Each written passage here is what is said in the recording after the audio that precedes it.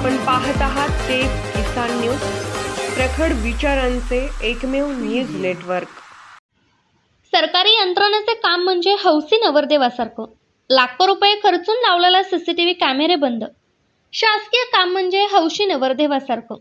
शासनाने कोणतीही योजना आणली की या योजना लागलीच राबवायच्या। आले बजेट खर्च करायचे। कंत्राटदार व साहित्य उत्पादक विक्रेत्यांचं उत्पन्न वाढवायचं। एकदा का योजना कार्यान्वित केली की पुन्हा मात्र त्याकडे दुर्लक्ष करायचं। अगदी असाच प्रकार केज शहरातील मुख्य रस्त्यावरील श्री छत्रपती शिवाजी महाराज चौक शाळा महाविद्यालय ट्यूशन भागात कार्यान्वित केलेल्या व कालांतराने बंद पडलेल्या सीसीटीव्ही कॅमेऱ्यांसंदर्भात होऊन बसला आहे। तेव्हा शहरात ज्या कामासाठी हे सीसीटीव्ही कॅमेरे लावले गेले त्यासाठी बजेट खर्चिले ते पाण्यात जात असून याला जबाबदार कोण असा सवाल देखील पालकवर्गातून केला जाऊ लागला आहे। या संदर्भात नागरिकांमधून बोलण्यात येत असलेली माहिती अशी, ही योजना राबवण्यासाठी डीवायएसपी पंकज कुमावत व केज पोलीस ठाण्याचे तत्कालीन पोलीस निरीक्षक शंकर वाघमोडे यांच्या कार्यकाळात अनेक भागात सीसीटीव्ही कॅमेरे बसवण्यात आले होते। या कॅमेऱ्यांच्या भीतीमुळे या परिसरातील घटना टळल्या जाऊ लागल्या होत्या।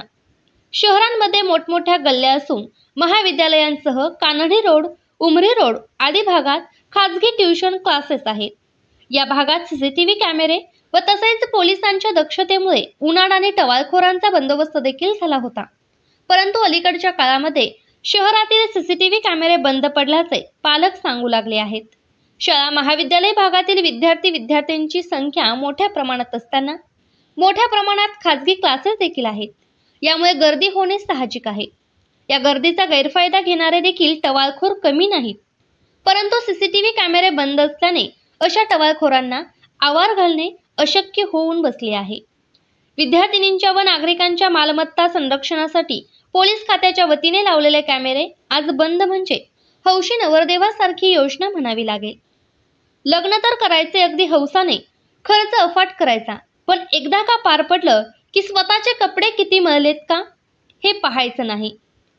असंच या सीसीटीव्ही कॅमेरे योजना संदर्भात म्हणायची वेळ आली आहे। परंतु तिसरा डोळा म्हणून बसवण्यात आलेला सीसीटीव्ही कॅमेरा अंधारा झाला आहे। त्याची दुरुस्ती व देखभाल होत नसेल तर या योजना राबवण्याच्या तरी कशाला? सरकारने योजनांसाठी आलेले बजेट कंत्राटदारांच्या आणि उत्पादकांच्या झोळीत टाकायचे की मातीत घालवायचे असा संतप्त सवाल पालक वर्गातून केला जाऊ लागला आहे।